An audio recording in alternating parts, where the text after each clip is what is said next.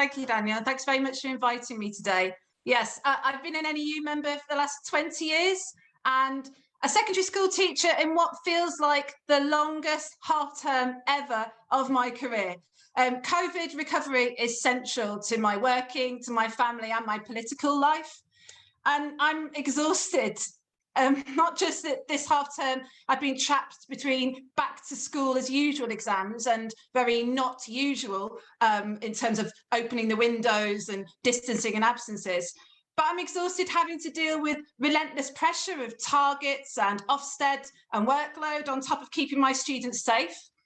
And as a parent and a town council and a teacher, I want to know how we can support our school staff better and how we can build back better schools which put the diverse needs of our children first, because both staff and children have been badly affected by the trauma of the last 2 years, and we need to acknowledge that and we need to put measures in place to address it.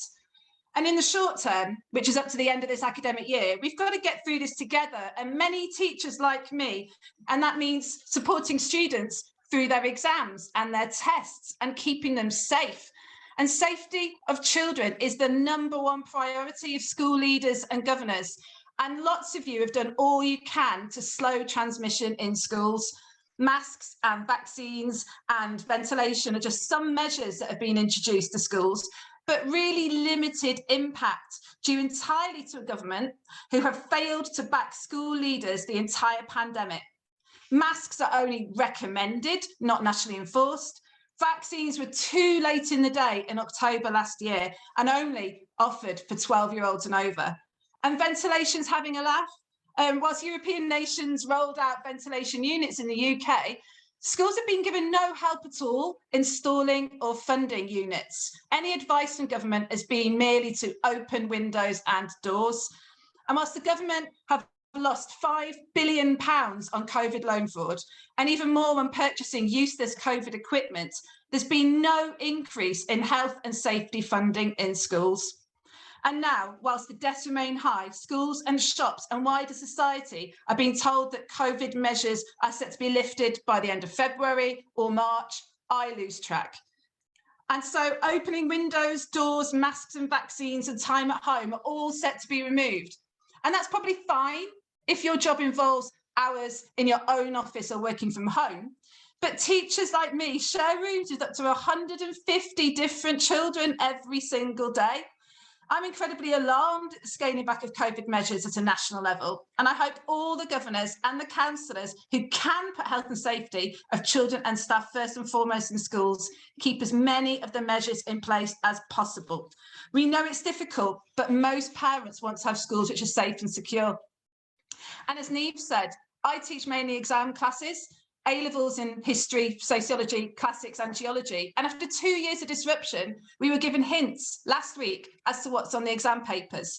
And now it feels like I'm intensely cramming and covering everything that we missed in 2 or maybe more years. Covering work that was done in lockdown with only 10 weeks left in the classroom to go. It's a massive challenge. And this is flagging up a problem with our exam-heavy education system. It's not a strength, it's a serious weakness of the British system, and it fails to set up our young people for the world of collaborative, project-based, team-building focused work that they will be doing. Meanwhile, I had more students last week who emailed me to say they tested positive for COVID than I've ever had before.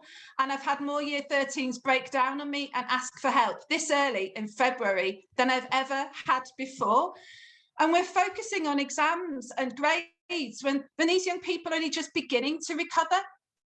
And many staff are also off with COVID, putting extra pressure and workload on those of us who are still in to cover lessons, but also to pay for school budgets, which have not increased for an ever decreasing number of supply staff. Politicians from this Conservative government have told us we're all in it together, but whilst they parted with wine and cheese, teachers like me were taking home bags of marking, and the tutoring programme that they promised us is in total meltdown. And I've got -9p on my photocopying card, I realised at lunchtime, to get me through to the end of term. And yes, I'm angry at the inequality, but also the waste It's a waste of the funding and the time and the hot air speeches and promises that haven't been kept, but also a waste of opportunities. Now, the Green Party are incredibly ambitious and believe that we should not be afraid to do things differently.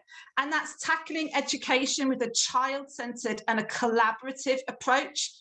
The last 2 years have rung alarm bells when it comes to schools, exams, funding, buildings, poverty, staff workload and the curriculum. And we've clearly been shown that the system in schools puts workload pressures on staff and exam pressures on children and target pressures on school leaders. And it shows how the schools have provided a vital service for vulnerable families when it comes to free school meals, warmth and support in the communities. And this can't happen without funding. And yet schools are being asked to do more with less funding. The government levelling up announcements the other week identified my local authority in the Isle of Wight as a cold spot that faces challenges in terms of exam results. But the solution is higher attendance targets, higher SATs targets, and forced academisation. And in this national picture of systemic failure and overwhelming pressure and lack of funding, we, the teachers, the educators, the governors and the councillors, we're the ones who are making a real difference. And we and you create happy, safe, positive and encouraging school environments for the kids. And that's something that money cannot buy. Yet this extra funding, especially for SEND children and extra staffing for outside classroom opportunities, it really would help. And for many schools, especially the early years, extra funding is going to be the difference between opening or closing the school doors. So thank you to everybody on this call for all you're doing to keep our young people and help them recover. But really, we need to not go back to an old system of exam pressures and mental health pressures and workload pressures. We need to do things differently and we need to do things better. Thank you.